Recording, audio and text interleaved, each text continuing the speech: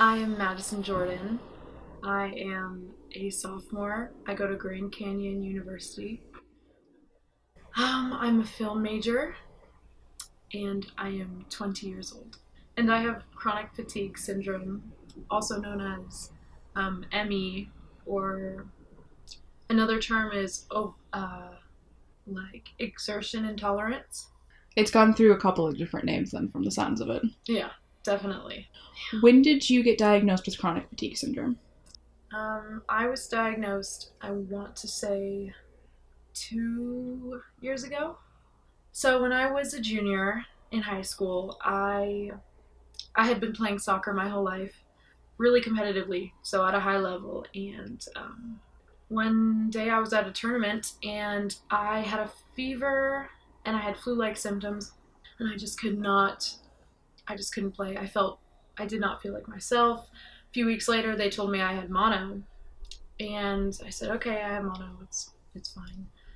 And then I'd say after about 2 months, it started fading away like it should have, and I was able to play again, but I didn't ever quite feel back to myself before I was diagnosed. I had a really bubbly presence, and I don't know, ever since I got mono, I was really calm, sorry, I'm just really tired right now. No, it's okay, I understand. I don't know, it did change how I was around people.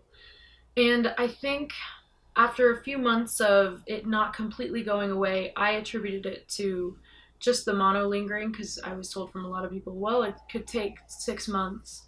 And it's been about 3 years now, so after 6 months I had gone by, I was still feeling, kind of off, but I shrugged it off. I kept playing soccer. I tried to keep up with my studies. And then another wave hit, and I had a few months where I was in bed all the time. I couldn't recover from, it would take me days to recover from a practice, but I kept with it. And then after, I'd say, a few months, I went to see a doctor, and they told me that I may have chronic fatigue syndrome. And I didn't think much of it, because by the time I got in to see a specialist, because it's really hard there's so few people who even care about this, so by the time I got in, that wave had passed, and I was sort of feeling better. But then I would say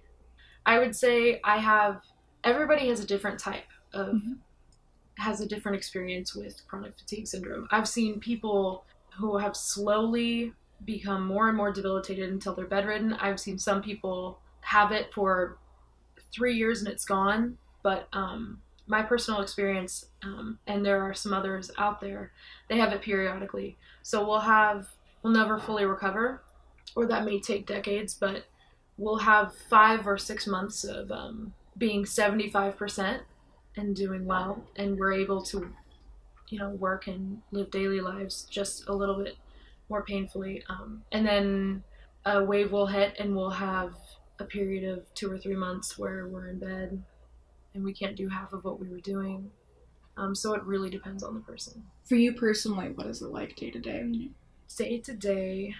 Day to day, I can complete. Personally, I'm on the better end of it.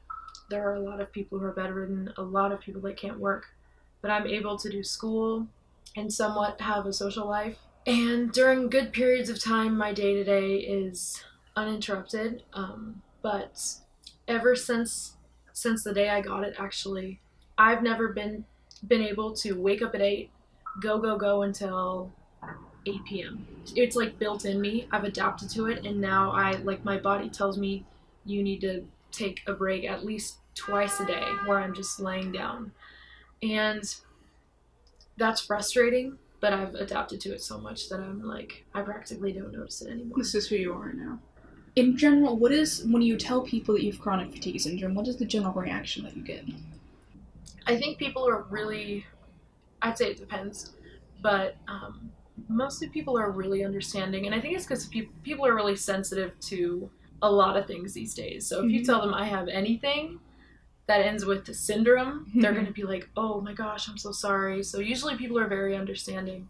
But then I think once and this is really common among people who have chronic fatigue syndrome, it's frustrating because when people see you, obviously you have no visible symptoms and you go around living and not living. You go around and you're social with people and you complete the same tasks they do and everything seems fine, and then you can't complete something, or you can't go to a party, and sometimes they take it as rejection and they take it as laziness, and it's really frustrating because it's you have to pick and choose.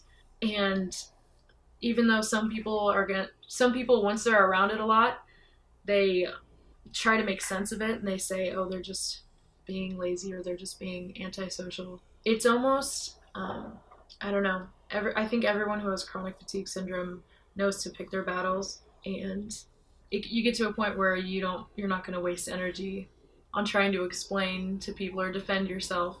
So people only ever see you when you're being really good, and then when you're at a low point, it's because you're in bed. Exactly, and it's funny. The more research I do on it, because I try to find out more. That's like a common saying is you don't see my worst days because I'm not here. I'm in bed, so it's pretty frustrating.